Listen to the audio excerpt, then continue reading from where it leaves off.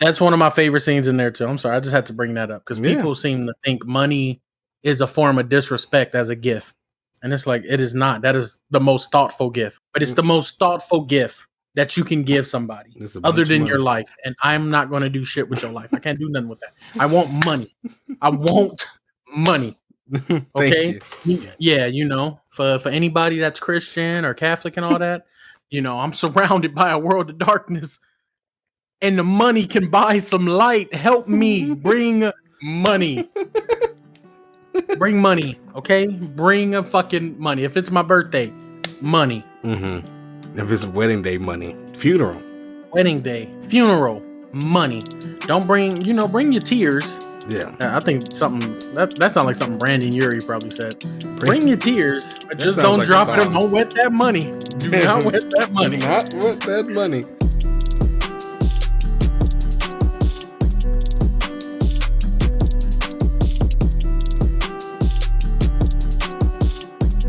Back.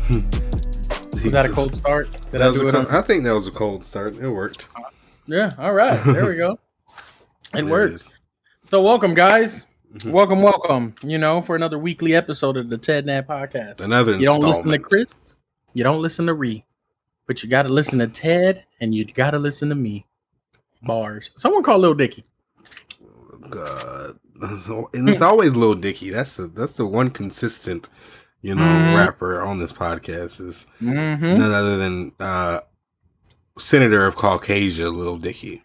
And Lil Dicky, Bruce Wayne, The Weeknd. We can't get away from any of them dudes. Yeah, I guess so.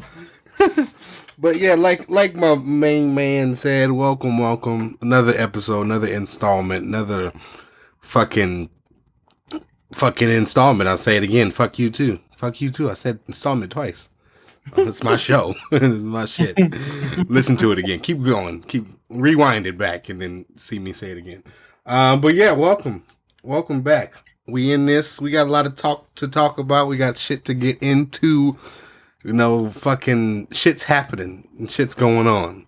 So we out here, we in here, we all around. But yeah, welcome. And like I said, we're going to usually like how we start off the podcast. We always start off with what we stream and things like that. But if you tuned in to the last episode, you got to tune in to the last episode. If you didn't watch it, if you didn't listen to it, you're doing the wrong thing. So go ahead and do that. Listen to that. But one thing we did do on the last episode was tell each other a movie that we need. We basically assigned each other some homework. And just assigned each other a movie to watch. Yep. And mine for Edward was Goodfellas, and his movie for me was mid-90s. And excellent drug movie. And we each wanted to talk. We each had our little opinions on it, and we want to talk about them. But before we get into that, let's get into, I guess, the music part of it. What about musically this week? What have you been vibing to, been bumping, Edward? What's anything that Martin Scorsese puts into his movies? That's what I've been listening to. The sound director, Sound Village, whoever that nigga is in there, from 1990 to now. The whole score. Yeah, that was Hans Zimmer's cousin, Dominique DeCoco. He does excellent sound work for all Italian films. Dominique DeCoco. Woo! You got to check him out. Him with Nicky Eyes. I'm sorry. Dominique DeCoco. Yeah. So with music, it ain't really been that big of a change for me. Mm-hmm. I've been listening to a lot of Cochise. Here's a dollar sign with the S, huh? Right? Mm-hmm.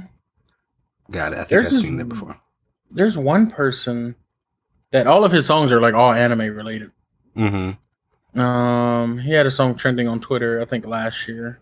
But there's a girl that I guess she makes music for anime, but her shit is so like vibe, like it's just her name is Sapphire. There we go. Mm-hmm. So she made there's a song from what's the name, Samurai Champloo. called Shiki no Uta. Such a chill song. She doesn't. It's just first of all, she's singing in English, so it's just a vibe. It's like vibing, vibrations. Yeah, Things are it's happening. like there's no, this ain't the music for the fight.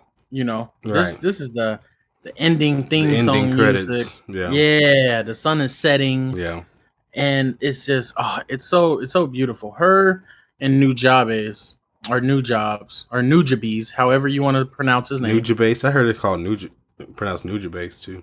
Yeah, like it's like 3-4 different ways to pronounce his name. But sadly, he's no longer among this earth to correct us.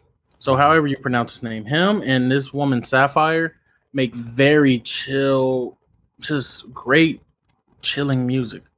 One like of the greatest lo-fi, things. kind of. Yeah. I think they that's one of the best things from Samurai Champloo, if I'm gonna be honest. They have some of the best OSTs and I guess EST, the ending soundtrack. What's OST? Oh, official soundtrack?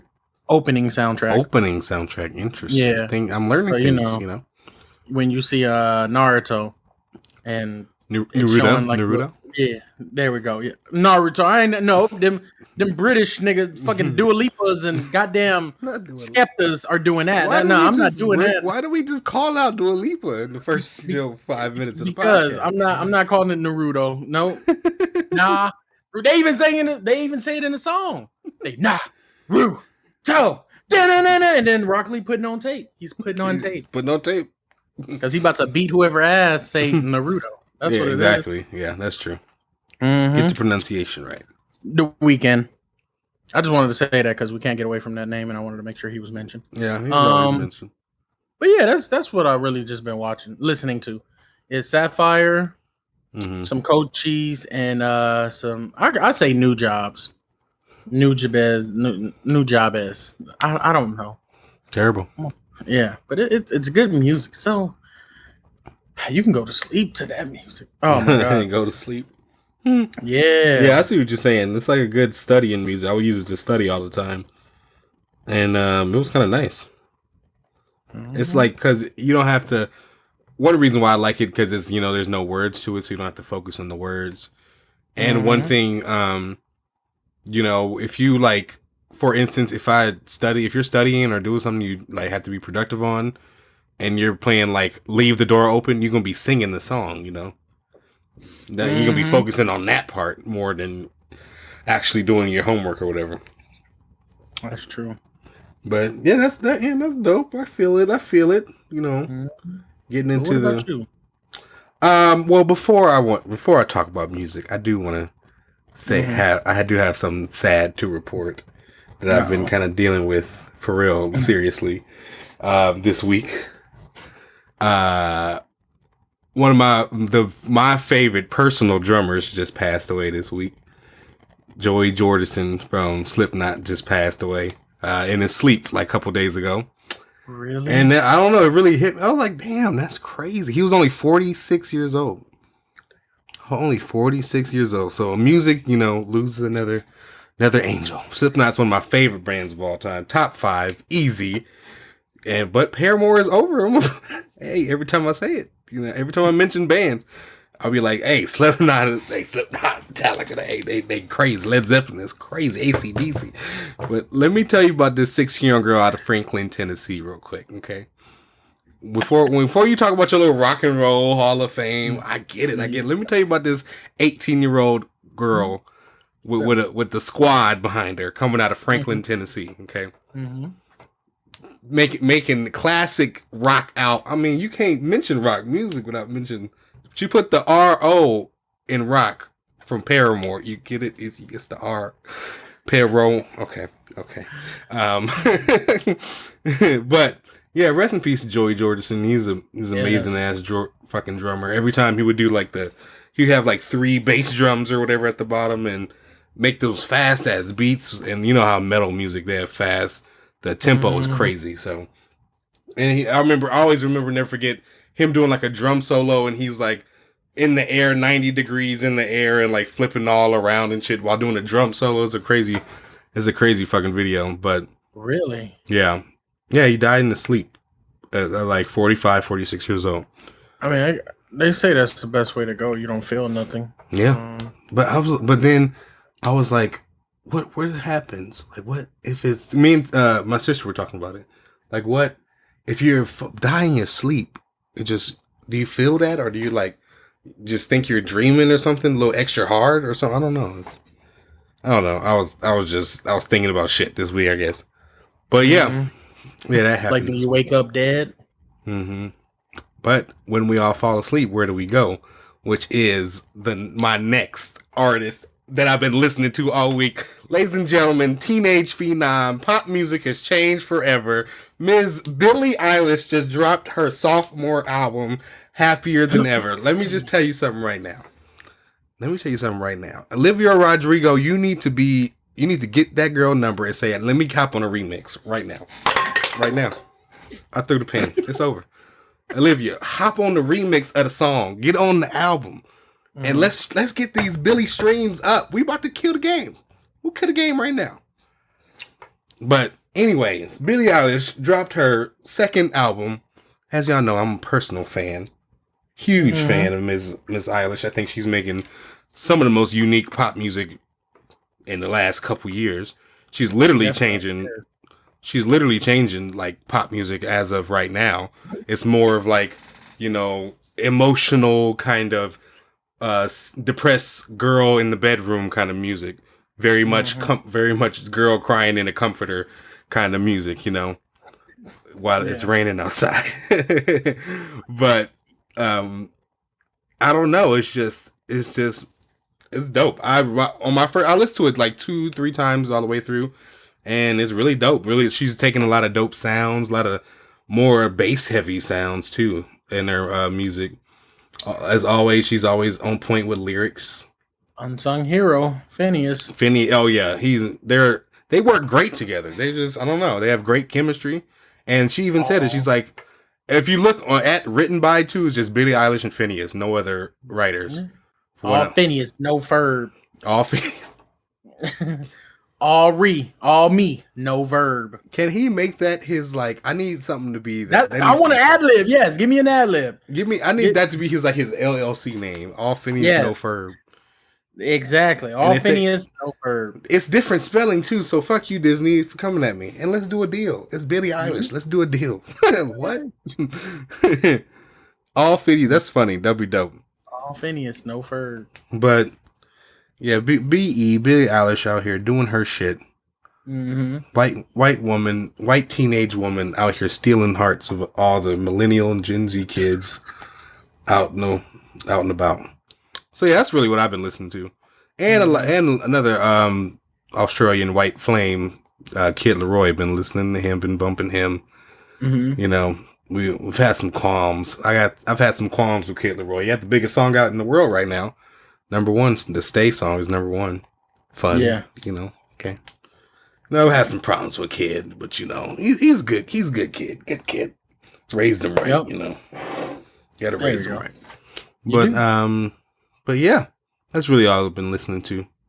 Just my two Caucasians going back and forth on that. I mean ESTG, but you can't talk about it all the time. Can't talk about the gunplay all the time.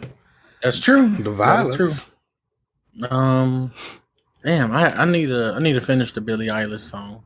Yeah. Album. I think I'm 4 songs in, and it's amazing. Yeah, no, she's good. She had one song called "I Didn't Change My Number." Yeah. The way that shit even starts, I'm scared. I was like, oh shit, here we go. Let's do it. Yeah, the title track, "Happier Than Ever," is really dope. Has like 2 like moods kind of that like it's a very like one of those long 5-6 minute songs that kind of changes in the middle. But it's really dope. But yeah, that's really what I've been listening to and hearing in the old eardrums. There you go. But like I said, we each had some homework to do this week, and I'm curious on what we think of each other's films. So the thing about homework is I like to, I was on the playground Mm-hmm. trying to smoke a camel. Like Camel. Yeah, Camel Crush. Mm-hmm. Yeah, so I didn't do my homework. Oh my God, terrible. Nah, I'm kidding. Apparently, according to mid-90s, Jesus only smokes cools or something like that. I think that's what he said. So what kind of cigarettes did Jesus smoke? He's like, what? Cools. I thought that was funny. Shit.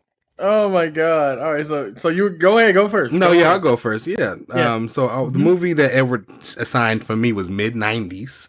Movie that I actually been wanting to watch, actually. I'm glad I did. Written and directed by the one and only Jonah Hill. If you don't know who Jonah Hill is, you haven't laughed yet. I thought it was Ryan Seacrest. Not fucking Ryan Seacrest. Jesus Christ. But if you don't know who Jonah Hill is, you haven't laughed in a while. Haven't heard that ever since Richard Pryor, I guess. Wow. That's terrible. Terrible comparison. But yeah, Jonah Hill, super bad fame. This is the end. He's a director, writer now.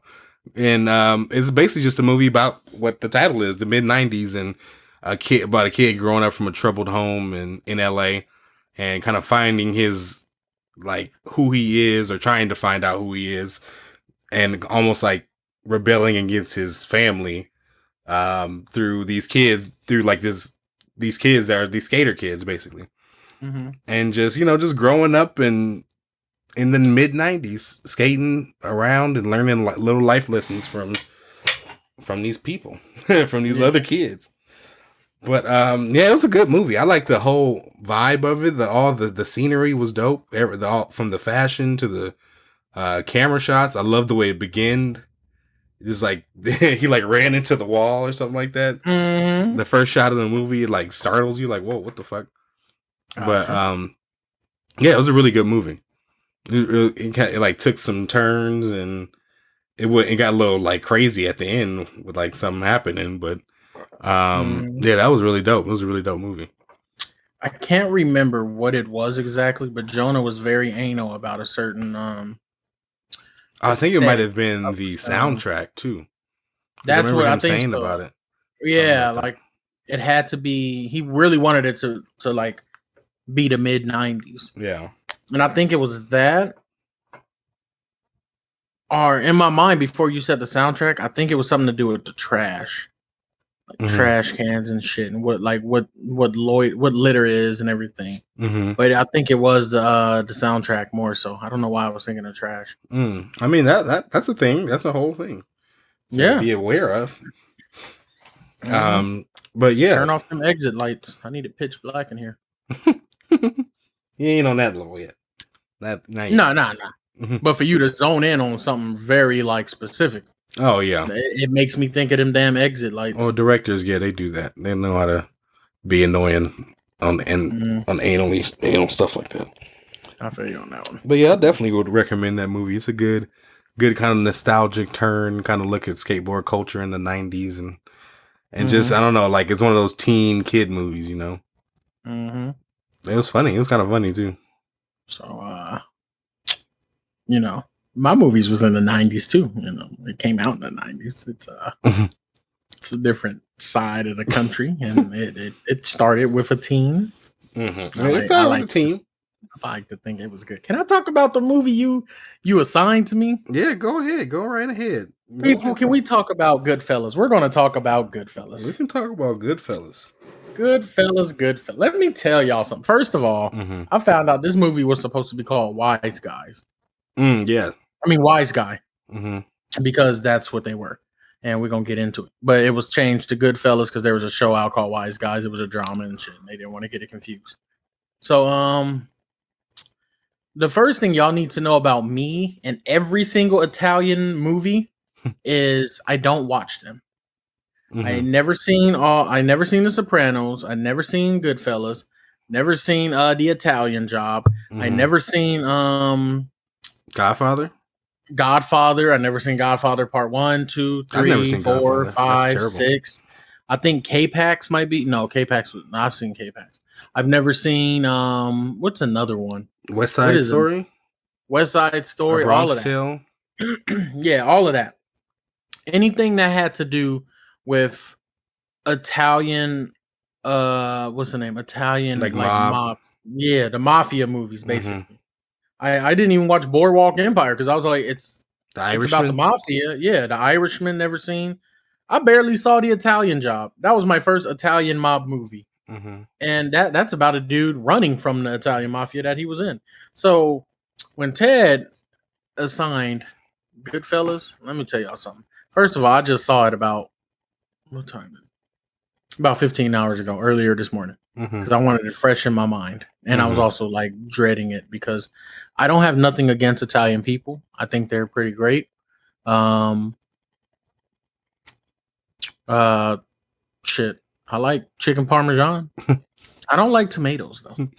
Don't like I tomatoes. don't like tomatoes. That's why I always hold off of even looking to travel to Italy because Mhm. it's just like I don't want tomatoes. They I gonna feel hit like you with the freshest tomatoes grown in a field that was blessed by Pope Francis the himself. First himself. Yeah. And I'm be all like, okay, so we're fuck. They can get some Alfredo or some pesto or I'll something. get some. Yeah, I fuck with that. But anyway, that's one thing. Mhm. I don't gravitate to Italian food, to good authentic Italian food As much as some much people would, yeah. Yeah. And these mafia members were racist as fuck to They black were. people. They definitely were. That's why I never fucked with the movies because I was like, I don't want to hear them like calling black people that. Yeah. But I watched Goodfellas. Let me tell y'all something. Let me tell you something. Top 5 movies. Tell me something. I'm changing my top 5. Oh shit. Is that I'm serious? for sure changing my top 5. Yes. Is that serious? Oh yeah, Bebe's kids might have to go off on the top 5 because Goodfellas. First of all, man, so it's starring Ray Liotta. Mhm. I'm a fan of his. Al Pacino. Mhm. I'm a fan of his because of Heat. If y'all haven't seen Heat, I haven't seen Heat. I already got the movie for you to watch. Yeah, that's what you should have watched right there. Yeah. Right there. I haven't seen That Heat. kid from mid 90s, he grows up to be the detective in Heat. That's what it is. So who else was the starring? Oh, Joe Pesci. Mm-hmm. My favorite nigga. He plays Tommy DeSimone. Mm. This man is hilarious. It's about the synopsis is basically about a guy who's it's a kid who wants to be a gangster. He wants to work for the Lucchese crime family, and it's set over a 30-year period from the 70s to the 90s. Mm-hmm. And basically, yeah, it details his story as he started to get affiliated with them and ultimately become a wise guy, which is basically a person who they shake you down for money. If you owe them money, they send people like him to shake you down. And it ultimately becoming a made man too. Yeah, if you're made. It's like that's the biggest thing. Oh my god, and this is the conflicting part with me. I don't fuck with the mafia movies, but the Italian mob's organization, their crime syndicate, is fucking impeccable. Every time I see it, I think like that's how you do it. Yeah. That's how you do it. If you go and storm the Leaf Village, you bring a fucking gravity nigga with you. That's how you do it. That's exactly no. You don't hear me. That's how you do it. Yeah. The loyalty that they have, the respect. They first of all, they reward respect and loyalty over anything. Keep your mouth fucking shut. Mm-hmm. When he had a court case, he didn't say nothing. He was like, I don't know what the fuck you doing. I'm just selling cigarettes. Like, nah, we know you with Paulie. And Paulie's like the head honcho. He the made man, I guess. Yeah. He's the leader of the crime family. Yeah, he's like the head of the family. Yeah, they're fucking. So let me wrap this up. I don't want to put too much time on it.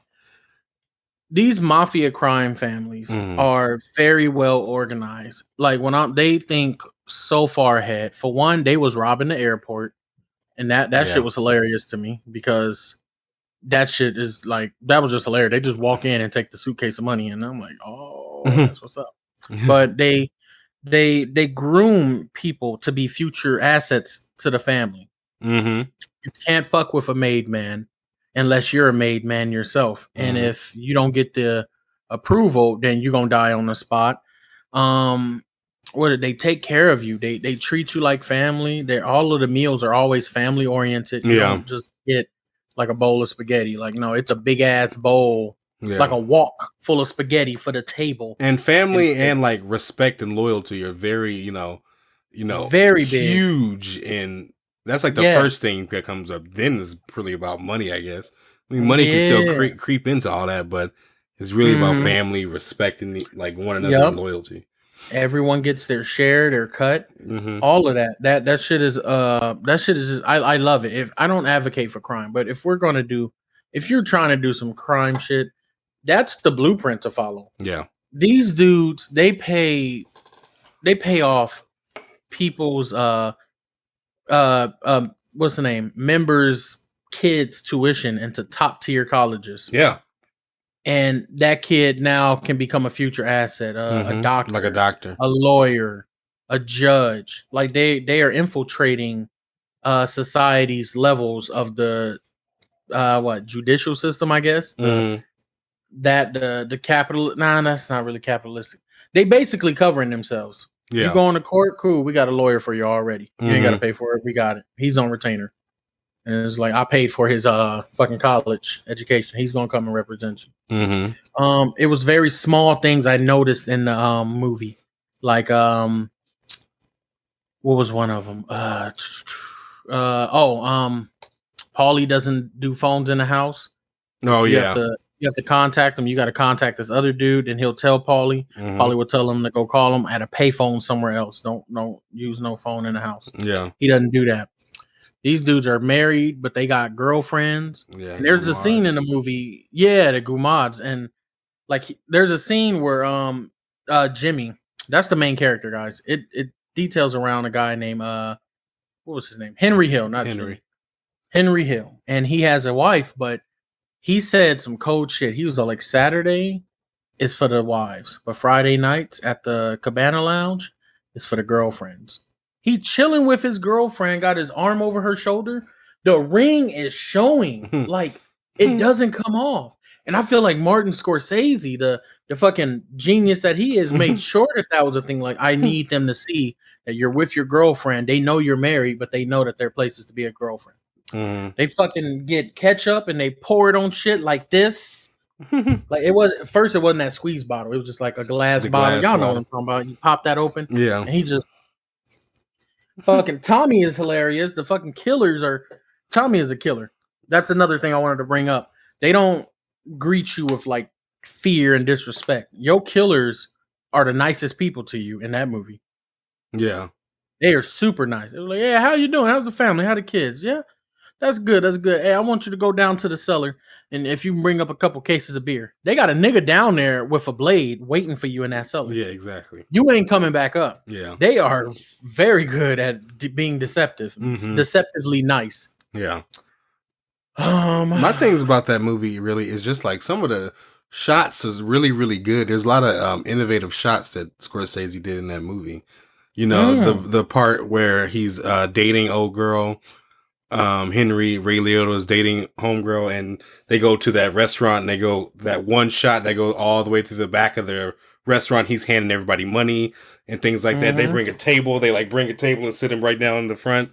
You know, that was all done in like one shot, and it's crazy like choreography it took to pull off that one scene. And that scene is always talked about in like film kids, whatever. But that scene, one scene I always love is when all the girls are like, all the wives are all together and they're talking about each other. Yeah. Oh, I love that fucking scene. And they're talking shit, and she's like, "What are we doing?" They're like fucking hens or something. We're like just little hens, just sitting here talking shit. And then, the funny how scene. That's an iconic like movie scene. Oh my god, that shit was hilarious. Do I amuse funny you? How am I funny? Funny how? Funny, am I a fucking clown to you? Funny how? Like, you're funny. He's like, Jesus Christ, you're funny. You're funny. But have that awkward stare. Yeah, like him testing him. Y'all need to see Goodfellas. If y'all haven't seen Goodfellas, y'all need to go fucking see Goodfellas. Watch that's that's legendary. That's top 5 right there. Goodfellas. And the ending was not what I expected. Yeah. Al Pacino never ceases to amaze me. Till this day, I don't care what y'all say. Al Pacino and I'm forgetting his name. Why am I forgetting his name? De Niro? Not that. Yes, Al Pacino and Robert De Niro. Their best movie to date is Heat. Still Heat? And it ain't even an action. It's the dialogue. There is a legendary dialogue scene when they first meet, Ted, because one of them is a detective. I think it was what's the name? De Niro was the criminal and Pacino was the detective. And he knew he was on his ass. Pacino knew he was on De Niro's ass. And the line goes like, I'm going to catch you. You're going to slip up and I'm going to catch you. De Niro looks at him. And I could be getting it mixed up. I need to rewatch it to find out which one was the criminal, the bank robber, and which one was the detective. But they look at each other. It's fucking amazing dialogue. And he was like, let me tell you something. I don't take anything with me that I can't take in 30 seconds because when the heat is on and they swoop in, I'm out. And I was like, that shit is amazing. Yeah. It's just they're looking at each other and just the fucking intimidation that they're trying to give off on each other. Yeah. Someone's trying to fold. It's a cat and mouse game. It's such a good movie. Y'all need to check that out too. But check it out. Goodfellas is definitely top 5.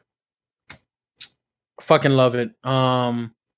There's a Call of Duty scene in Heat. Call of Duty scene in Goodfellas. Honestly, it's a Call of Duty scene. It's fucking Shepard in Goodfellas. Yeah. The nigga you thought was on your side just turns on you every single time. Yeah. But yeah, I'm gonna get off of that. I don't want to keep talking about it. Y'all it's a great film. Please watch that movie. Yes. Y'all need to fucking watch that. But one thing I did want to get into on this here podcast, since we're talking about things we've been watching. Wait, hold on. Before you go in, there's something that we need to do as people, as black people, and as someone that I want to do this. When they got married in that movie, there was no gifts other than money. So if y'all go back to season 1 of the Ted Ned Show, episode 19, titled "Give Me an Equity," I've told y'all niggas and motherfuckers, money. I don't want no Baskin Robbins gift card. I don't want no AMC $5. I still got to pay $28.99 and all that shit. Money. These niggas do it right. Money. Did you see that line, Ted? The wife was just sitting there getting ready to accept gifts, and everyone had a fucking fat ass envelope. Yeah. And she, no disrespect, but she was a Jewish woman in the movie. So, her coming up with I think it's a bat mitzvah. Yeah, she had a bat mitzvah. They normally give the kids money and CDs and stocks and raw fibers. That woman who had that big of a chance of an upbringing, that chance of that type of upbringing where she most likely received money as a kid, she was surprised that she was getting money on her wedding day. Yeah, that's what you do. You don't do no fucking. If you want to register, you register. But no, bring me hundreds. Yeah, bring me hundreds. I want hundreds. I want a bando. Give me a bando, like really a bando. Because I'm not about to do shit with this toaster. Yeah, Dunkin' Donuts up the street, they can make my avocado toast, which you can do for me. Yes, money. I want white people. That's what I want. I want dead white people on paper. Print it and bring the shit. I'm about to get married. That's gonna be on the invitation. Bring money. Bring anything else. I'm calling Tommy. Exactly. Just cold hard cash. That's one of my favorite scenes in there too. I'm sorry, I just had to bring that up because people seem to think money is a form of disrespect as a gift, and it's like it is not. That is the most thoughtful gift. I'm sorry for bringing this up, Ted. That's true. I'm so sorry, but it's the most thoughtful gift that you can give somebody other than your life. And I'm not going to do shit with your life. I can't do nothing with that. I want money. I want money. Okay. Yeah. For anybody that's Christian or Catholic and all that, I'm surrounded by a world of darkness and the money can buy some light. Help me bring money. Bring money. Okay. Bring a fucking money. If it's my birthday, money. If it's wedding day, money. Funeral. Wedding day, funeral, money. Don't bring your tears. Yeah. I think something that sounds like something Brandon Urie probably said. Bring your tears. But But just don't drop it or don't wet that money. Do not wet that money. Do not wet that money. That bring money. Yeah, I definitely agree with that sentiment. People don't get it. That's bring me cold hard dinero. Cash. I don't care if it's blood money. I don't care if it's illegal tender money. Another good movie, underrated movie. Yes. I just need money. And y'all know y'all do too. Y'all just saying, oh yeah, I'll take a crock pot because it's the norm. Fuck that. Money. Yeah, Kevin Hart got a llama for a random Wednesday. I want money. Yeah. If y'all ever try and ban against me and give me a damn llama, I'm coming at y'all heads for real. Because I don't know. First of all, and then they were like putting each other's phone number on the board. First of all, don't be playing. Why are you playing like that? Stop! I can't play on that level. I don't even like to play on certain levels, but we can't play even at that level. So, like, what am I gonna do with this llama now? I gotta. All right. Okay. I don't want this llama. No. I don't. So what the fuck? There's a llama in my yard. Yeah, like what is going on? It's terrible. But yeah, don't play. You could have just bought him money. You want to prank me? Give me fake money. But that's insulting. Yeah, you basically called me a nigga. Yeah. That's what you did. That sounds terrible. Yeah. Bring me real money, please, people. Yes, real money. For my birthday, for all the real achievements. Cash, real quiche. Yes. But yeah, one thing I did want to bring up real quick on this podcast is since we've Bruce Wayne got money. Yeah, he does that. He does. He needs to. We had all three. Dickie, Weekend, Bruce. All right, now we can proceed. It's a ritual at this point. Yeah, it is a ritual at this point. Batman, Weekend, and Mr. and Dua Lipa. They always got to be fucking mentioned on this damn podcast. This goddamn podcast. But yeah, one thing I've been watching this week besides just mid-90s was the I've been watching so much Olympics this week. It's not even funny. And there's been some developments I just want to talk about. Give some shout outs real quick just for the kids. Yeah. I mean, first of all, real quick, we can talk real quick about Simone Biles and why she why she had to drop out and withdraw from the all-around final and the vault final and not even bars. It was the vault final and some other final, the balance beam final. The basically what she said was, obviously she said is like she had a mental break, not really a mental break, but she wasn't mentally all there. If you watch her first vault, you can see when she vaults, she's like, noted she doesn't know where the fuck she is, like in the air, she's like flipping and twisting and going crazy places, and she lands crazy. Excuse me, lands terribly too. And on the floor exercise, which is her other strong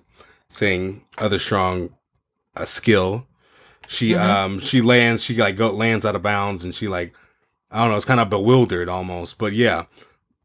Looking into it, I kept reading stuff about it, and apparently it's like a thing that gymnastics go through called the twisties, where you literally just can't feel where you are in the air, and which is the most important thing you need to do when you're a gymnast. So you need to know exactly where you are so you can land where you need to be landing, and land right. You know what I'm saying? But yeah, if she would have kept going, if she would have did that vault again, that one that she did in the qualifying, even though she did qualify, but her eyes were going crazy places and she didn't know where she was and she almost fell. She could have definitely hurt herself. Yeah. So that's one of the reasons why she definitely had to withdraw from the from competition. I mean, she honestly doesn't have nothing to prove. I'm still the GOAT. I'm still shitting on all y'all. And your mama's house. But yeah, it's dope to see her there. She's there supporting the U.S. people and U.S. kids. I mean, the girl that was not supposed to just went there as an alternate, but had to step up because Simone Biles dropped out of the vault final. She ends up winning silver. So she ended up going from not even competing to winning a fucking medal. Wow. Yeah, Michaela Skinner. So that's dope. That's dope as hell. Question: what happened to the others? What happened to Allie Raceman, Lori Hernandez? Oh, they're all like 24. Oh, yeah, that's This is And not their time. Apparently in women's gymnastics, it's very young sport. Dude, well, actually, there was a lady that was there that's been doing it for like she's 45. It was her last Olympics, but she didn't think she was gonna win, but she was out there just to be there. And this is dope. That's dope. I thought that was really cool. But yeah, they're really, really young in women's gymnastics. It's always every 4 years it's somebody new, honestly. Oh, so by then it's like those women I just named, like Lori and Allie. They're like retired. Allie Raceman's like retired, I think. And I can't remember the other girl, the sister's name. Gabby Douglas. There we go. Retired, I'm assuming. I think she's like retired. She's like 26, 7 maybe. Damn. Is this what also happened to Caitlin Ohashi? I don't know. That's a good question. I don't know. Okay. That's all right. That's Yeah, it's crazy. My question to you. If that's the age, like if it's basically like it sounds like you got to be under 19. Like 19 is like you peaking almost. Yeah. Okay. Is that the same for women's running? No. So because right now because Sha'Carri Richardson, she still has a chance to keep at. Yeah, definitely. Okay. Yeah. Although I think actually I'm going to look it up real quick. Even though because the women's 100 meter just happened and the Jamaicans swept. If you didn't know that.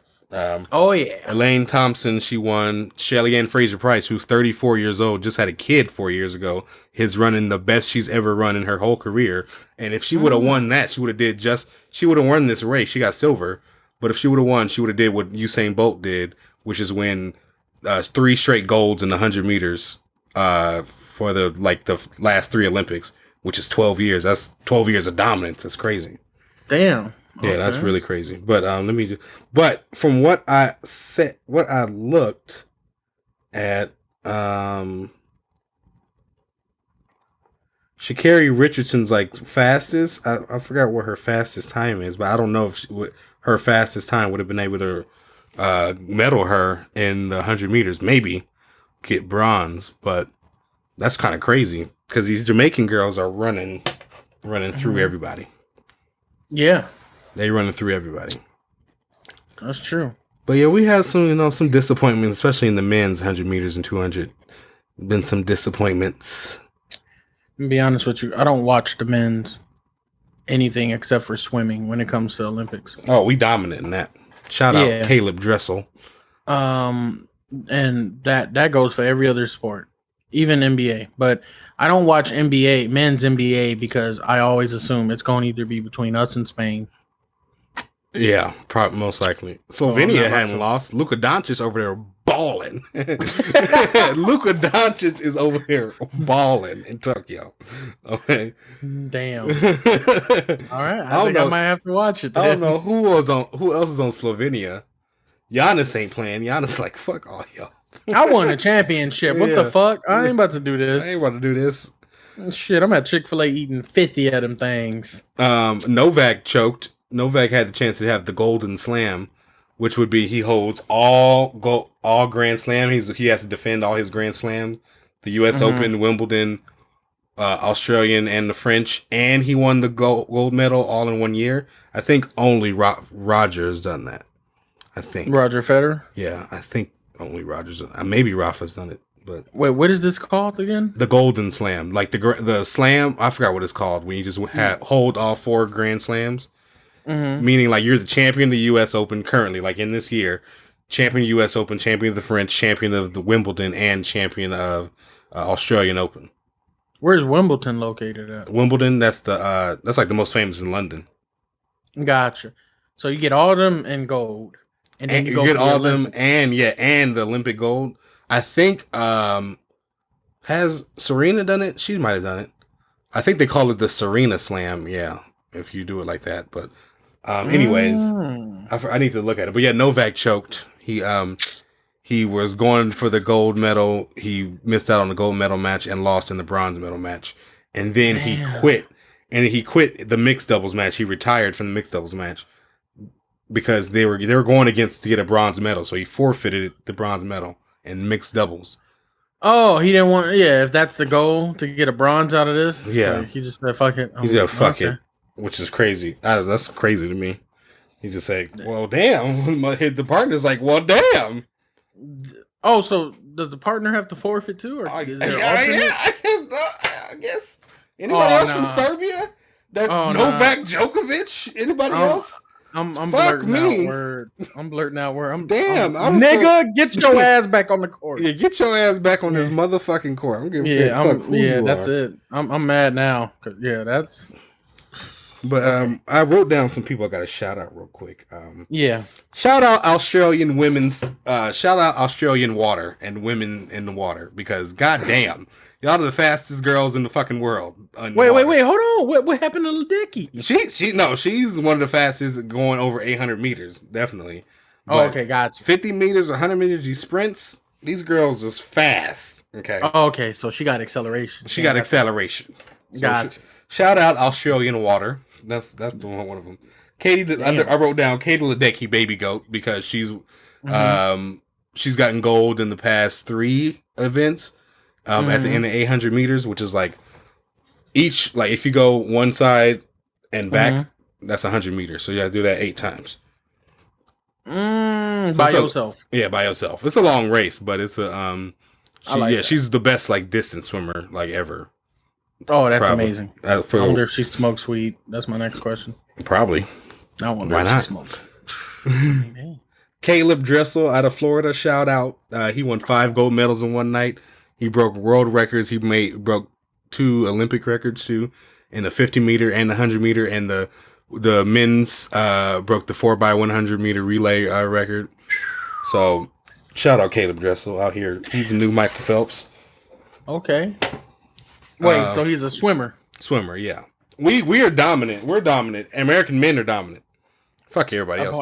The Chinese, they know how to. They tough. Chinese. They got that ping pong down though. Oh my god! I was watching the ping pong. Yeah, that shit go too fast. I don't even see the ball. They was going. It was gold, silver, China.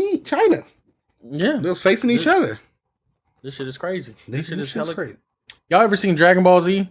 When they just let 2 people fight in the air and all the other fighters are just watching, but all you see is like little scratch marks everywhere. That's ping pong with the Chinese. They at it. It's fucking Cell and Goku all over the fucking place.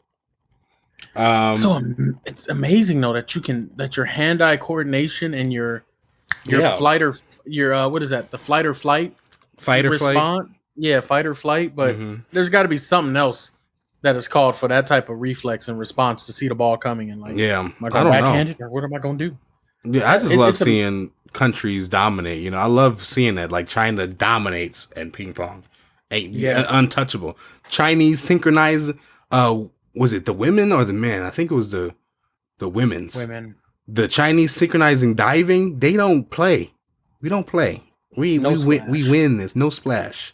No splash. The men, these 2 guys from Great Britain, but the Chinese won silver, but we don't play over here. Okay, we're about the diving. Yeah, and I just love the Olympics. I love watching the Olympics. That scene from the Coneheads where the daughter went into the water and did 1 drop. That was inspired by the Chinese. By the Chinese, exactly. Yeah. You ever seen that movie, Ted? That's a good movie. I have really, kind of, but not really.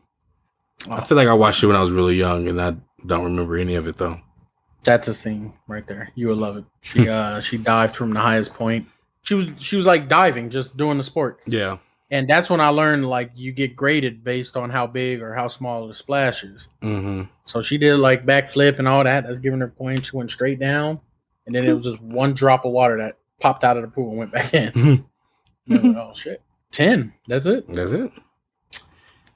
But yeah, that's what's up. Yeah, I've been watching a lot of the Olympics. Gotta watch the Olympics. Gotta support. You know, I'll be getting also.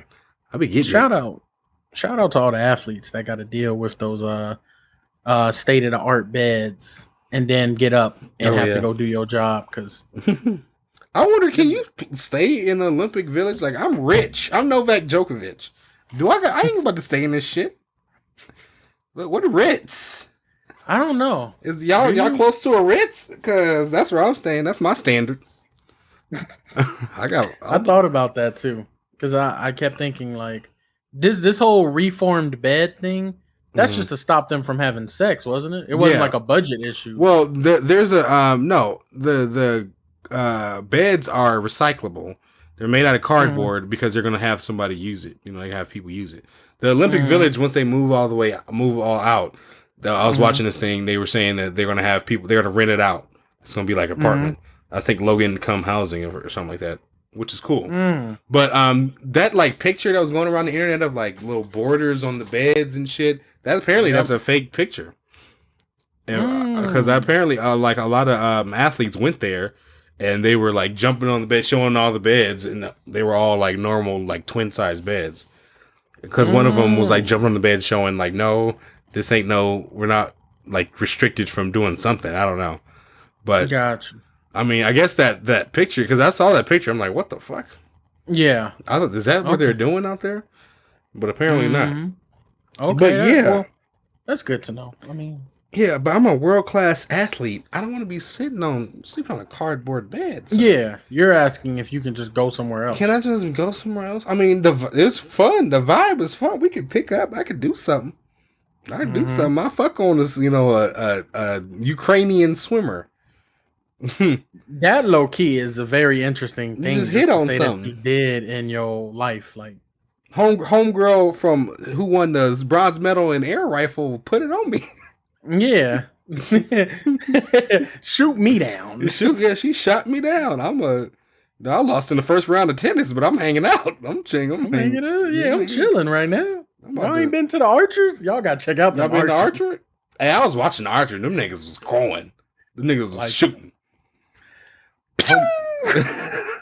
Homeboy from Turkey was lit. He was going off. And then the team, them Koreans, they was going in. Man, I don't know why I like archery, but I like archery. Yeah, archery's dope. That shit seems so fun. But yeah, I think we're currently winning. We got like 45 medals. China got the most gold, so. So we fight. We all, like always, we fight with China. Yeah. But yeah, and just so y'all know, a lot of countries that aren't as like prominent or successful, just as far as finance wise as us, they give incentive to their players. I remember at the what was it, the Brazil Olympics, the last one, Rio. They anyone from, was it Kazakhstan? Or it was one of the stands. Kazakhstan. I apologize if I'm saying that wrong. But if you happen to get a gold in whatever sport you were doing, you didn't have to pay no more fees for living. And they had like a big ass selection of housing for you to pick from, which were like mansions and all that. It was like, you ain't got to pay for it. The government will cover it. The only thing you'll be paying for is the maid service. But we're also going to give you 6 months worth of money for just expenses. If I would have heard that, nonstop training, 24/7, 24/7. And don't let me be a boxer and y'all offer me that. I'm beating everybody ass. That's it. That's terrible. Yeah, I just want to let y'all know about that. It's some places they offer like big incentives because they want their country to get that gold. They want to say that their country has a gold in something. And one day I think all countries will have a gold. But yeah, for the most part, it's just America and China that ends up competing. For the most, that is, Spain kind of be killing them in basketball. Yeah, they do. Actually, the Gasals aren't even playing it. I don't know. I mean, they used to always be dominant. That's true. I feel you. Also, I wanted to ask you something. Ask me something, Edmund. We got me something for the kids, for the children. How do you feel about DaBaby's statements? See, here's my problem with DaBaby statements from Rolling Loud. first of all, we all should have heard it by now. What he said, about the if you had HIV 2 weeks, you're not dying in 2 weeks, sucking dick in the parking lot, blah blah blah blah blah. I think it was definitely wrong. It was wrong what he said. Yes. Because although he didn't say quote unquote gay person dying in 2 weeks, the implication was it's there, just like Always Sunny would say. Because every time I've been saying implication, I think of Always Sunny. But the implication is there. It's hot. Yep. I know exactly what you're talking about, bro. And then even after, if you keep listening to it, his DJ says because y'all niggas been looking a little suspect. Suspect. Yeah, what does that mean? What does that mean? You know exactly what that means. But my thing is, these people that say this and do this, they're not going about it the right way, I think, because all DaBaby really had to do was first apologize, obviously, because even though you don't think that you offended somebody. You offended somebody. And somebody said that you offended them. You don't just be like, oh, well, then I'm sorry you felt that way. You kind of have to learn and see why did I offend that person, or how did I didn't intend to, so how did I do it, you showing that respect that you want to learn from it goes a long fucking way, trust me. I.e. Nick Cannon. Yeah, i.e. Nick Cannon with the Jewish thing. Yeah. That nigga went to Auschwitz, right? Yeah. And he started he wasn't taking courses, but he went and talked to lecturers and professors about the history of Jews and where they came from, the struggles and their trials and tribulations, because we all know about the Holocaust. Yeah. We all know about Anne Frank. Mm-hmm. He went and he dived in deeper, and he was looking at the salt mines that they had him in. Yeah. And that shit is hard to breathe in. And just the discrimination they was facing, the religious persecution that they was getting thrown against them. I worded that wrong. Them being attacked basically for their religion. Yeah. And just the fact that you guys are very close to coming extinct, all because of a faith that you have is different from someone else's. So it's terrible. Just learn it, bro. Just take the time and learn how you offended. Learn the culture of the people. Or if you're gonna be on that South shit, I ain't got time to be doing all that blah blah blah. There's always just shut the fuck up. Exactly. There's always just that. He could have just not said anything, and he could. It would have been fine. You could have just kept playing Kirk. Yeah. That's what you could have did. Exactly. That's what you could have did. I ain't here to hear yourself. Yeah, that's I get. Okay, so I get it. Playing devil's advocate, you're an artist. You want to express yourself, and you probably hyped in the moment because you probably see all these people in the crowd, and in your mind, you think, "Oh, I'm the biggest one here at Rolling Loud." So you're gonna be saying some stupid ass shit. But then on the other side, on the fan side, because I'm not part of the LGBTQ community or the those who have been affected with HIV or AIDS. Mm-hmm. I'm not in those communities at all, so I can't tell you how they feel offended. I can tell you they felt offended, but if I'm there as a fan, I paid $300 for this ticket. I don't give a fuck what you better perform. Yeah, you better perform. Mm-hmm. All this extras. Yes, Vince Staples once said some of the realest shit. He's like, when you going to perform, you think them niggas care where we from? You think they care that YG was a blood? That is a blood? Mm-hmm. You think they care about all that and that aggressive shit? They don't care about, man, I paid $250 for this ticket. You better fucking rap. Yeah. So, rap. I don't want to hear all this talking shit. If you need a breather, take a breather. Drink some water.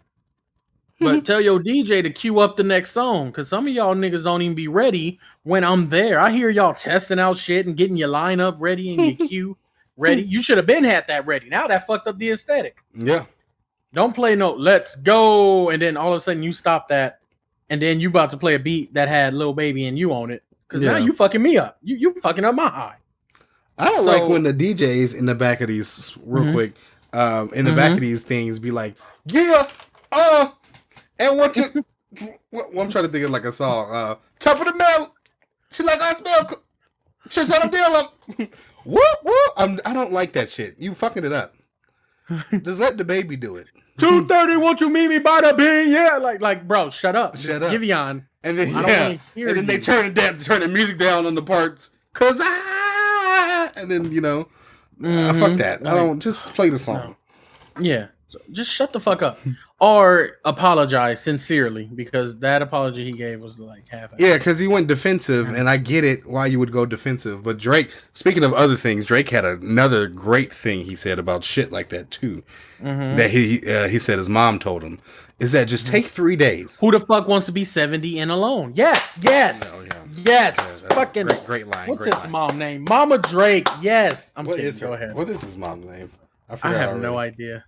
But yeah, it's just take 3 days for any of these little Twitter moments or you trending or whatever. Take 3 days, see if it dies down or whatever it is, and just think on it and get all your emotions out of it, and maybe talk to somebody to get all that bullshit out of you, and then see what just come back on it on the third day. I think it was in that Rap Radar. Mrs. That'll be her name, Mrs. Goat. But I think it was in that Rap Radar interview where he said like, yeah, just take 3 days to think about shit like that. Some of the shit you don't even gotta respond to. Address. Yeah. Well, because you just hyping it up by addressing it. That's true. And then on that third day, you got all your emotions out of it. Now you're thinking plausibly and clearly, Mm-hmm. So that's good. I think take that to heart. Yeah, I take that. If I were ever to get in something like that, I would take that to heart for real. Yes. But it's just he didn't go about it right. The apology only made it worse, or everything after only made it worse. Yep, and it's just if I'm on your team, I'm gonna be a little irritated because now you're fucking up money. Yeah. Like the DJ was supposed to get that 10% for the Lollapalooza thing that he got kicked off of. Mm-hmm. You fucked up some money. Yeah. You fucking up millions. Yeah. Last year on a Breakfast Club interview, Charlemagne interviewed DaBaby. Mm-hmm. He told on Brilliant Idiots. He asked Baby. This was like a testament to how much money Baby's really making. He said, "How much money did you think you lost for canceling that 2020 tour?"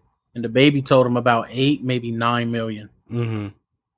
That's a lot of fucking money. That's a lot of money. Especially cutting it all to your team. You gonna be at least left with 3. Yeah. Maybe if I'm thinking drastically, maybe 1 million. That's still an M. Yeah. You're 99 M's away. I mean, he got to be Billie Eilish. He might be on getting like $500,000 a show, maybe. I don't know. That's true. But now look at all the money that you done fucked up. Yeah, you fucked over all that money. Boohoo Man they dropped their ties with you. Lollapalooza said Lollapalooza said fuck you. And then now it's just that all that Bonnaroo still going. Bonnaroo probably ain't gonna fuck with you. Now it's gonna be like, oh well, then if they doing it, what would that make us look like, Mm-hmm. Exactly. So now they're gonna do it. So it's just honestly he could have avoided it by first of all, what does he even say? First, what is he even saying? Second of all, he said it, but he should have just not came after all the shenanigans after kind of made it all worse. And there's a space for I wouldn't say forgiveness, but I guess even redemption. I don't know, for lack of a better word. If you just do it right, almost educate yourself. I'm willing to forgive. There's some people that have said some like racist shit about black people before, where it's all, you know what? They're showing some interest in learning. Yeah. I'm down to forgive. But he's from fucking South Carolina. Yeah. Baby's attitude, and I've said this before on the podcast, like he needs to stop carrying himself the way he is. Stop pushing hotel doorman because they're trying to get a picture because you buy your let your daughter. Security for real let your security handle that. And then another thing, hire security. Don't hire the homie, because then when an incident comes and someone put a flash on their camera and they accidentally flash him and he punched that person out, now you got a lawsuit in LA. But you have somebody with a guard card or something. Maybe make your homie certified or something, Yes. Certified with a gun, can carry a gun or something like that, Eminem. This brings us back to one of the legends. Yeah. I don't need to carry a burner no more. I don't have to. I got undercover agents that can legally cap you. Yeah. There is nothing wrong with hiring protection. But with that, change your ways, bro. Don't bring that half-ass apology. He really could have avoided it by bringing out Lil Baby. Really, and done some baby on baby. Yeah, done some baby on baby, exactly. Or bring out what was his name? Quavo. But you saw who he did bring out? He brought Tory Lanez out. That's the same show, and that's just another bringing up the Meg thing all over again. Here's my thing with that. I don't care. I don't care. I'm sorry for the things you went through, Meg, but I was here in LA, and you was 30 minutes away from me, and you chose that nigga, but you did not deserve to be shot. I wanted to go to Kylie's house. Yeah, me too. But at the same time, shout out to Kylie too, because she fucking she drifted in that water away from that situation. She was like, I am just gonna mosey on out of here. Shout out to Kylie's swimming technique. Yes, that's getting away from that whole situation. If it ain't Ledecky, it's a Jenner. But hey, Kylie was not. Kylie ain't said shit about none of this. She said shit about that. She was like, I don't know what. That nigga had a gun in my house. My house? I'm the one who's supposed to know who have guns, and I hire those. And I hire them motherfuckers. So yeah, that's like, it's what I'm trying to say is it's business. It's business. You know, Meg did a song with Cardi B and Nicki Minaj. Yeah, they had a scuffle. It didn't get to the point where guns were brought out, but a shoe was thrown. But it's just like it's business. Like it's business. That's what this is. This is money. Now, if he did talk to you behind the scenes and say, "Yeah, I ain't working with that nigga" and all that, then okay, he being fake. Yeah, he being fake. But you need. But it's a business decision. Definitely is. I need you to send me the recording the way Kim Kardashian sent it about Taylor and Kanye. So damn. I need that. You know, shout out to Kim. Kim got to be on this show now. Yes, shout out to that. Shout out to Kim being a supportive, great human being in that Mercedes-Benz stadium. Did you see Kanye's room? That shit looked Ted. How was your dorm? Was your dorm better than that? Yes. Ted, can you say that your dorm was better than Kanye's living situation? Yes, I can wholeheartedly. First of all, I don't get it. Why? Why are you doing this? For what? For what reason? For what? For the Instagram captions and the shade room posts? That's what we're doing it for? I think it's the Chick-fil-A that's in there. He's feeling the vibes of the stadium. I'm so inspired. Kanye, I'm tired of it. I'm done. I can't do this. I'm gonna have a mental breakdown working for Kanye for 4 years. Imagine getting hired right after Yeezus. You like this nigga's crazy. He's on top. He is dope. He the god. Blah blah blah. I mean, you there for Yeezy growing up and shit, but you there for some of the craziest. The Life of Pablo tour. You put that on for him, and then he just he had a breakdown. I was there. I had to call Kim and tell her. Yeah, and then I'm the one that had to call Kim. I'm the one that told him that his wife was getting. He told me to take him to the TMZ office. I just drove him in my fucking 2016 Toyota Celica. And then all of a sudden, he talking about slavery is a choice, and he trying to tell me to pick me up, tell me to pick him up. What the fuck? I can't deal with this, Kanye. You got to pay me a lot more. Driving, yeah, I must be in driving as Daisy. This is. I told him he need to hire me as a anti man. I ain't one of your yes man. I'm the one that's like, bro. Chill out. Hurry the fuck up. Like, come on, bro. Why are we even doing it in Atlanta? They had a lead in the Super Bowl. Let's go somewhere else. Okay? Atlanta, y'all, I love y'all, but y'all know y'all wrong. Y'all had the lead. Yeah, I had the lead. 28-3. 28. Halfway through the third quarter. More than halfway through the third quarter. Kanye, let's fucking go. Let's go somewhere. Drop the album. Shit. Just drop it. Stop playing with me. I don't want no fucking Yeezys. You taking all this time to set up cords and shit in the stadium where you had a perfectly good studio. That's just right there. You could have just went to the studio. All the cords are set up, Kanye. What's the internet? What's the internet like at the stadium? How can you send out verses? Jay-Z? Okay. Oh my God. I can't do it. Yeah, it doesn't make no sense. It don't make no sense why he's living, quote unquote, in the stadium. They ain't got a studio in there, so you driving out the stadium somewhere. Yeah. And he's in Atlanta. He probably going to the dungeon. He probably going somewhere with significant prominence of studio recordings and great rappers. And one of their places out there is the dungeon. No, I think he's recording in the stadium. So he built a makeshift studio. This is taking too much time. Yeah, it's taking too much time. Let's just go to the studio. Why are we? There's literally 34 niggas in here with in this state alone. How do you premiere a not already done album? I don't get that. How do we have a listening party for something that ain't listenable?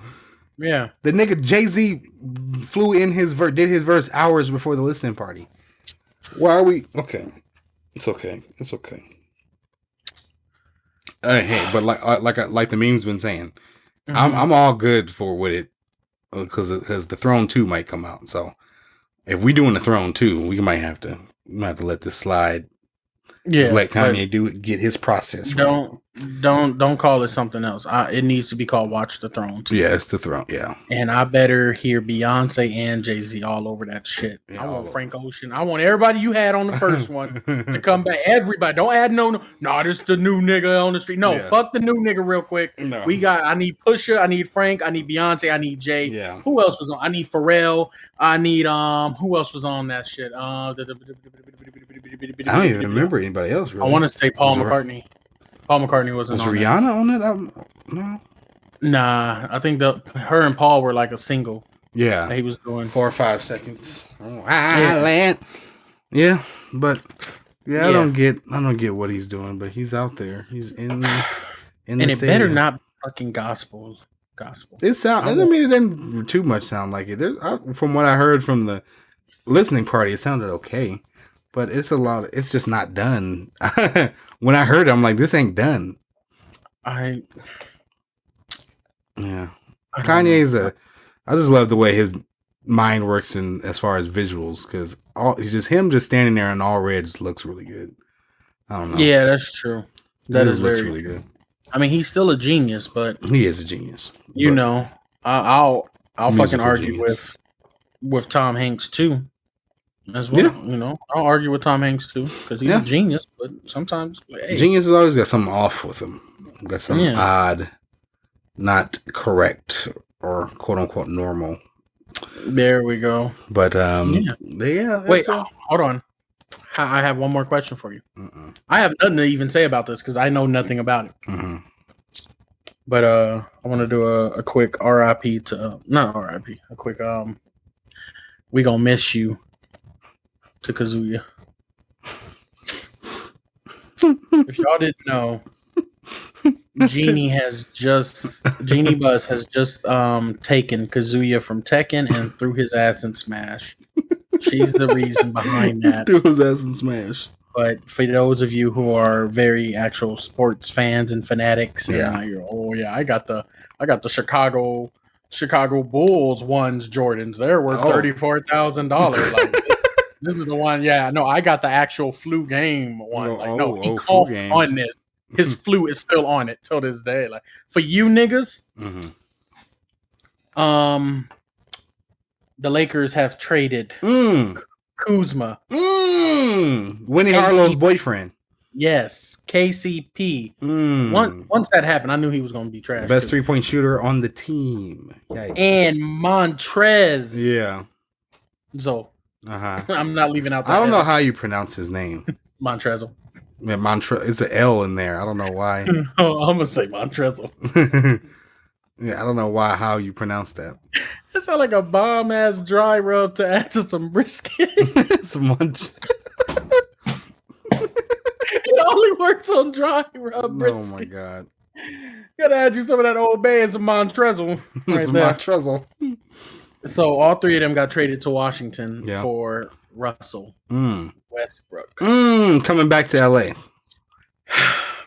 I want to know if he's gonna come in the losing her. Nah. I know, right? No. I mean, I ain't gonna go if he does, but I think it'd be pretty cool. Yeah. I mean, has he been back ever since he's been Russell Westbrook? One time, but that's back like when he was like first coming up or something. First 2-3 years with OKC. Mm-hmm. More, because it's like, you're if it isn't professional, it's collegiate. So he probably show up at UCLA before he does losing her. Yeah. But yeah, what you think about that? How do you feel about it? I think it's crazy. I don't know. The thing is about the league is you got to be a 3-point shooting team. Mm-hmm. Now the Lakers are already one of the worst 3-point shooting teams last year. And they just got rid of their best 3-point shooter. And KTP. Russell Westbrook is not that great. He's okay. He's not that great of a 3-point shooter. Would you say he's more athletic than anything? Yes. He just drives it in more than shooting. Okay. Yeah, he's a good distributor. He's a good distributor of the ball. Okay. LeBron is the best though at it. I'm the best at all this. I can play every court. I can play every position. What are you talking about? But okay, he's on the team now. Great. Okay. Gotcha. But it's interesting. I'm gonna. I mean, it's just another reason to watch the Lakers and Westbrook. I like that Westbrook has a legit chance at a title again. Because he needs to win a ring. It's his time. Yeah, that's true. James Harden needs to win one too. So they have a really legit title. Chance at a title too. You know who James Harden does, but he needs to stop choking. Yeah, he kind of chokes in the playoffs. Stop doing He's known for that. There's a couple people I think that are in the league that need to get one before they eventually start going downhill. Mm-hmm. Russell Westbrook is one, and I've been said that he needs to leave OKC. I didn't know he went to Washington, but he need to leave there too. Yeah, he did. Russell, CP3, because I just found out he was in the league for 17 years. I didn't know that. Yeah, CP3 has been here for a long time. That's crazy. So how long has he been with the Clippers? He was with the Clippers so damn long? Yeah, and I'm like, okay, like 5 years. This is I don't know. I was just looking up his the time he's been in. Yeah. And they were saying 17 seasons. I was like, damn, that's a long ass time. Mm-hmm. So them two. But I also feel Damian Lillard needs to leave Portland. He's probably the number one that needs to do something. Yeah. Jimmy Butler. He can, he's trying to build something in Miami. I think Gasol already got the ring, so he ain't on that list no more.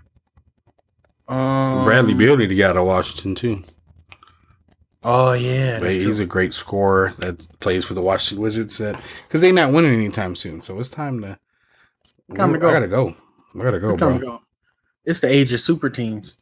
No, fortunately and unfortunately, so I gotta. Is DeRozan still in? DeRozan, yeah, he needs to win. He needs to win the championship. They were talking about him going to the Lakers. Shannon Sharp was talking about that. Really? Mm-hmm. Okay. Yeah, he interviewed because Club Shay Shay came back for the second season. Shannon Sharp's podcast, he was interviewing DeMar DeRozan, and he's about to be a free agent this year. Gotcha. And he wanted to see where he could go, possibly. But yeah, basketball is moving. It's interesting. I'm loving it all. It's a lot of movement going on. Oh, Rich Paul. That's the other one. Rich Paul. Yes. Rich Paul got all the.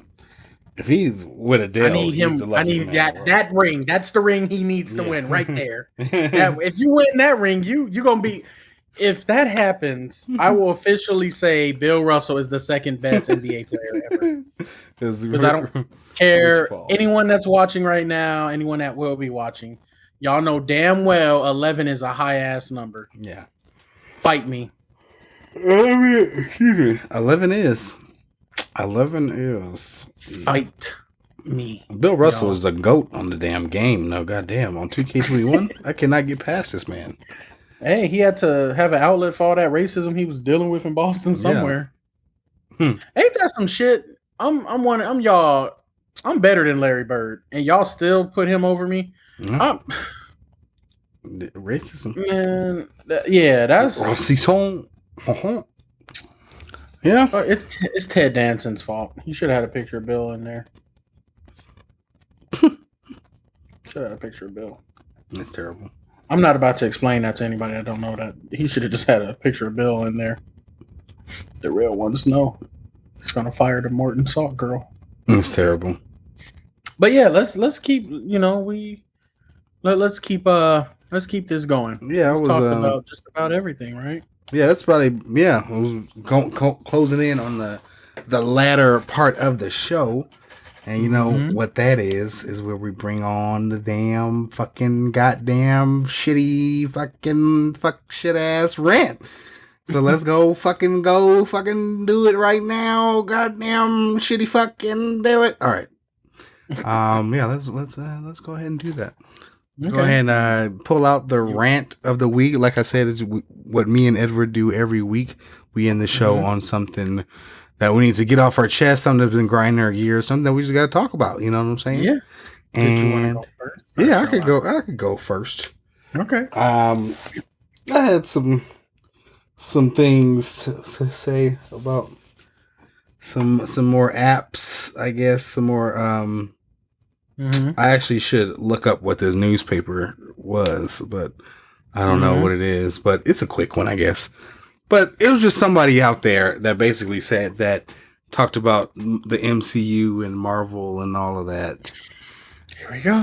No, I don't think it's that one. I don't think it's that. No, it's not Stephen A. Smith, who had the worst top 5 Marvel movies I've ever seen in my life. Oh, I wasn't even thinking that. No, but yeah. It wasn't that. It was something I saw today. And basically it's about like how Iron Man, they basically were trying to explain, and wrote a whole article about how Iron Man was once a side character, or is a side character in the Marvel universe, and could be played by anybody, any actor in the MC. Like anybody could have played Iron Man. Any actor with wit could have just played Iron Man. And there was a big backlash. I think it's a backlash too, because I don't think there's anybody but Robert Downey Jr. that could play Iron Man, especially in this day and age. Who else is supposed to play it? Yes. I think that's a perfect casting. So I actually want to ask you too, who else would you think would want to play Iron Man if it wasn't Robert Downey Jr.? Because I don't get it. Steve Buscemi. Oh, Jesus Christ. I mean, if they're going to say all that bullshit, I'm going to recommend some bullshit. Shout out to Steve, though. He's an amazing person.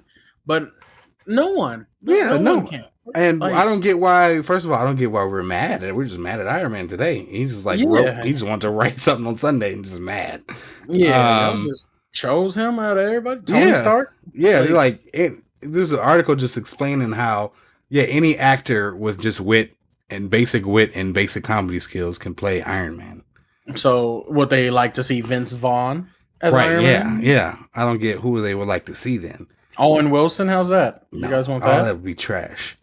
Yeah, Robert Downey Jr. was the perfect casting. Yeah. And if you go outside the MCU, this was the perfect comeback for Robert Downey Jr. Yeah, he was crazy in the 90s. Yes, a lot of these kids and a lot of these adults don't really know him as the guy who was fucking doing drugs and shit and getting drunk and checked into rehab. I forgot that show he was on was, but he was like a star of that show. Yeah, This shit is called. It's amazing. This is a good comeback for him. Yeah, he fits that character. Mm-hmm. If y'all don't believe so, why all the official licensed MCU merch when it comes to Iron Man has his likeness? This shit, they didn't have to cut him that check. They could have just kept the fucking mask on. They didn't. He's Iron Man. He fits it. It's him. His mannerisms, his tone, the way he gets serious, the facial feature, all that. It's just Robert Downey Jr. is perfect. He looks like a what's the name? A fucking billionaire playboy. Yeah, and he fits it. Yeah, he fits it perfectly. And he played it perfectly. Yes, his size doesn't give you intimidation, anything like that. But his car that he shows up does. And the way he talks to you, the way he just doesn't care about things. I don't like things handed to me. Yeah, I don't. Yeah, no, I don't do that. I don't like things handed. That shit is funny. Like that. Like, man, they don't get. I didn't get why he woke up and chose violence that day, because he just did not like Iron Man or Robert Downey Jr. that day. You know what I'm gonna start doing? What's that? Because I felt like I'm gonna start saying this. Niggas out here are scrolls. That's what it is. Whoever wrote that, that's a scroll. Yeah, Stephen A. Smith, scroll. That's terrible. Whoever wrote that article, you're a scroll. Yeah. That's what it is. I forgot what it was. Something Observer. Yeah, that's. But and No, you can't. An actor or an actress needs to make a character pop. Yeah. You think Leo could have been fucking Forrest Gump? How about Matt Damon? You think Matt Damon could have done it? Please don't talk about Matt Damon. No, there's tons of people. Idris Elba, he does drama. You think he could have done it? And let me actors make it pop. They fit it. They make it pop. They do. But another quick rant that I don't really we don't have to talk about too much, but I don't care about Ben Affleck and J-Lo. I do not care. I don't give two fucks about these mid 39, 40-year-old people walking around Italy. She's wearing a Ben necklace. I don't give a fuck. I don't care about these people. Why are we caring about Ben Affleck and Jennifer Lopez? They were together before, and I'm all for celebrity couples and obsessing about them. I get that. I don't care about these people. It's not interesting to me. Yeah, it really is. Come on, guys. This doesn't interest me because I get it all. I see it all the time. It's all over everything. Like, oh, Ben, they're doing this, they're doing that. So what? Yeah, fuck them. This takes up too much time out of people's day. There's too much data stored in the servers and not enough on like other shit. How are we getting cheaters out of Warzone or something? We spending that data server speed on fucking Ben Affleck and J-Lo pictures. That's what I'm thinking of. That's what the Google heads up shit is.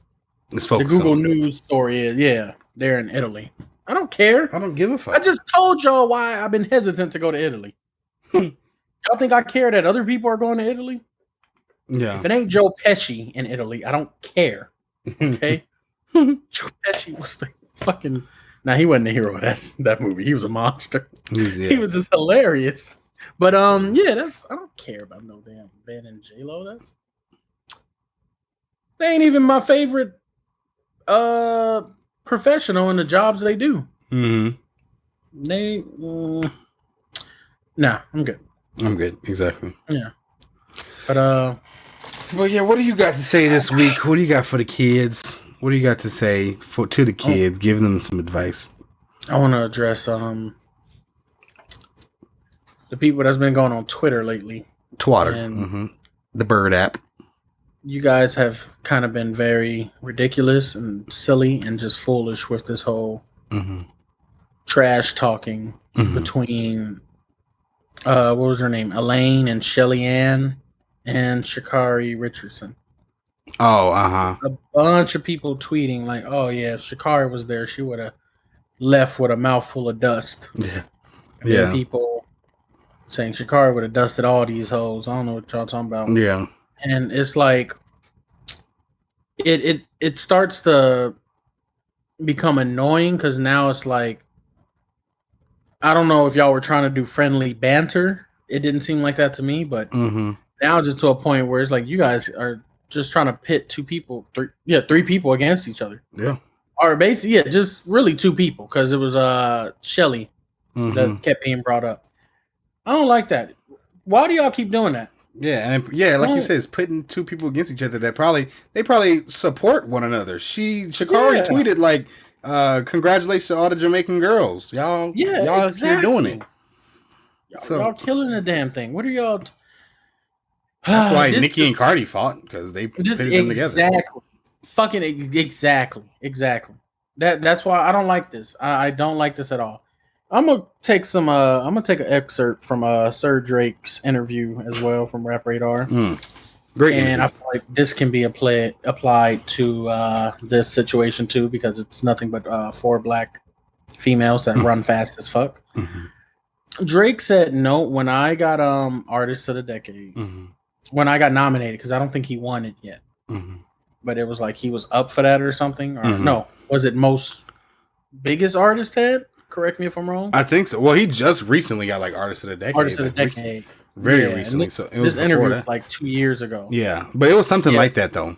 Yeah. When he got most streamed or most listened to artists. Something along those lines. Well, yeah. Where he was just like we'll say listened to. He started, gauging the reactions of his peers. And, he kept an ear to the streets, and all he was hearing was people saying he ain't even the first one to sing. It's because I'm light skinned. Yeah. Oh, it's because he has the what's the name, the sexy factor working for him. Oh, it's because he's co-signed with Lil Wayne, and that comes with a lot of backing. Oh, it's because he's part of the Illuminati. And he looked at the interviewers, and he was all like, "Not once did." I mean, I thought everybody would be pretty happy. Like, these are my peers. I thought people would like at least say, celebrate that it's a black person that's the most streamed. Like, it's not just rap; it's everyone. It's country, it's Latin, reggaeton, hip hop, rock, metal, K-pop and Latin music alone. That shit. Yeah, they get Billy streams easy. Yes, that woman that runs YouTube, she has to have backup servers so YouTube doesn't crash. Just because of like maybe 5 groups in total between K-pop and Latin. Yeah, and so why pit these people against each other? Why not be happy that it's a black woman that's the fastest woman on earth? Yeah. Why not be happy that in America the fastest woman is a black woman? She got caught slipping. Okay, that's it. Why stop pitting each other against each other like this? That's when that animosity starts to build, and y'all just like creating problems. Yeah, for them and for each other. What? It ain't that serious to where you got to like belittle the other person in order to validate the person you're rooting for. Exactly. It's just like, come on. Shelly, what was the other one, Ted? Elaine? Sharika Johnson. Yeah, that's terrible. They always gotta pit them. Yeah, that's in a world where it's designed for, I'll say about 85% of the countries, for us and for people that look like us to fail. Y'all should be celebrating this moment. I like it. I like seeing that. Because I still remember the time when the World Cup for soccer was going on, and France won, but it was basically African nationalists. Nobody talked about that at work. And at the time, I worked with predominantly a lot of Hispanics and Latinos. No one talked about that shit. And now we've come again, another full circle moment, Tournament of Champions, and in the running category, first, second, and third were black women. Yeah, first one in America was a black woman. Celebrate that shit. Be happy about that shit. Because if it was Germans, if it was Yugoslavia, if it was Spain, if it was fucking Portugal, anything like that, you think they'd be comparing their top runners to a Portuguese that lives in Cuba or something like that? Yeah. They ain't about to do all. Nah, they just about to. All you're going to see is the Portugal flag waving all around. Exactly. They getting lit. Y'all celebrate that shit. Don't stop pitting people against each other. That don't make no sense to me. It's annoying. It's sad to see. It's just like come on, that we can do a lot better than that. Y'all should really celebrate that moment. Because whenever it's a black person that gets the top in anything, nobody else is ever really happy. Nobody else is ever really celebrating. That's why I brought up the whole World Cup thing. Because when that happened, and then Ted, you was naming those players, and they were basically all black men or all Africans, however you want to distinguish it. Nobody talked about it. My neighbor didn't talk about it. None of my coworkers talked about it. Yeah. All of them love soccer. They all like watching the World Cup. But when that happened, it was a quiet ass day. Yeah. Why, celebrate that shit. Yeah, just celebrate it and just it's hard to become the best in a world where it's designed for you to fail. Yeah. And you still go through all of the bullshit and you make it. And you are the best. Yeah, it's admirable. Exactly. But yeah, I wholeheartedly agree with that. Because stop pitting people against each other just to see drama. But yeah, stop tearing other black people down too. I think that's what I was really trying to drive home. Yeah, don't. Because other groups, other backgrounds, other cultures, other nations, they wouldn't do that to each other. Oh no. You said China was competing in ping pong, right, for gold and silver. Who wins at the end? That's like watching Venus and Serena compete at a Grand Slam. At the finals. We all Mooney winning. said it best. He said, he was all like, I'm going to sleep because when I wake up in the morning, I already know it was a black woman that won. Yeah. So I'm good. I'm happy knowing that. I'm happy knowing that you showed them. Mm-hmm. I can do it. Fuck Maria. I'm sorry. Yeah, fuck her. Weekend Lil Dicky, Bruce Wayne. But yeah, I think that'll wrap it up. I think that'll go ahead and wrap it up. Yeah. Just black women, just keep doing what y'all doing because y'all doing it right. Hell. You guys are amazing. Shakari, if you ever watching this, if you ever see an excerpt of this, please find a way to make these people more mad at your nails and your hair. Yeah, find a way. Yeah. Please find that way and then dust these hoes. Yes, because I love that shit. I loved every month. Please wear acrylic. Mm-hmm. Shit, I'll pay for it. Let me know what your Cash App is. That's terrible. Whatever it is, I don't care. It can be a Meg Thee Stallion price, like $380. That's terrible. I got you. Just give me 2 weeks. I got to get some hours at work because the way my savings checking is set up. But I got you. I'm here. I'm supporting you. Yeah. Okay. Got you. Okay. Go ahead, Ted. You can go ahead and wrap us up. You do good closings. But yeah, thank you. Thank everybody for being here and being here again. I said here again twice. Fuck it. What did I say at the beginning? This is my motherfucking show. I can say whatever the fuck I want. But yes, thank y'all. Thank y'all. Thank y'all for tuning in. Thank y'all for listening up to this point. Please follow us. Please stay tuned. Stay connected at Ted and Ed Show on Twitter and Instagram, on Snapchat, TikTok, and Snapbook and Face Chat, all that. At the Ted Mosby for me, and at Dead Nemesis, DED Nemesis for Edmund over there. But yeah, thank y'all for sticking around. Please stay yourself, because who else is going to be you? Because nobody else is going to be you, because it's you. And that's the best person you can be is you, period. Yeah. So yeah, thank y'all again. One time for the birthday bitch. Peace out. The fuck does that mean?